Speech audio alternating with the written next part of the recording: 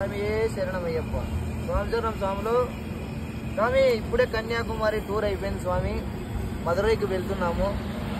మదురైకి వెళ్తున్న దారిలో ఒక 50 కిలోమీటర్లు దాటాం స్వామి. భోజనానికి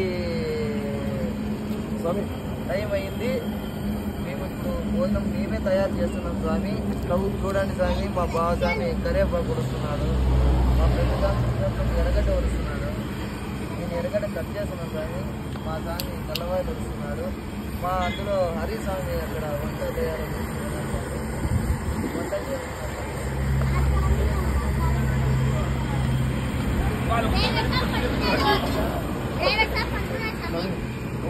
అతి అనుకూలంగా సజావుగా ఈ అయ్యప్ప స్వామి ప్రయాణం అయితే బాగా జరిగింది స్వామి. సుఖంగా జరిగింది డ్రైవరు.